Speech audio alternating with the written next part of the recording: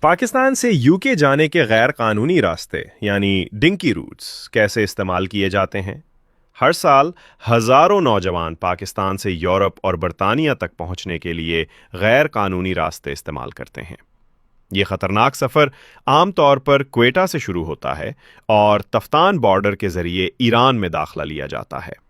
ایران میں پہلا اسٹاپ عموماً زاہدان یا اسی قبیل کے شہروں میں ہوتا ہے، جہاں انسانی اسمگلرز اگلا پلان بناتے ہیں۔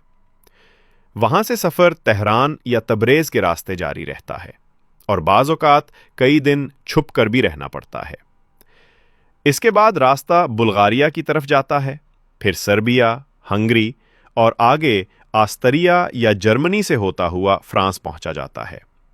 فرانس کے کیلے جیسے علاقے وہ مقامات ہیں جہاں کئی مہینوں تک چھپ کر رہنا پڑتا ہے، کیونکہ یہاں سے برطانیہ صرف چند کلومیٹر دور ہے۔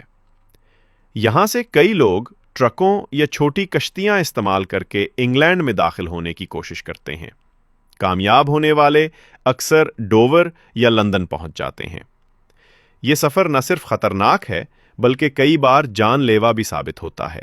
سردی، بھوک، ڈرائیو یا دریا پار کرنے کی کوششوں میں بہت سی زندگیاں ضائع ہو چکی ہیں۔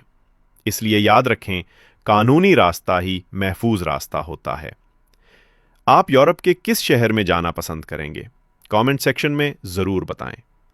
مزید دلچسپ اور جغرافیائی ویڈیوز کے لیے ہمارے چینل کو فالو اور سبسکرائب کریں۔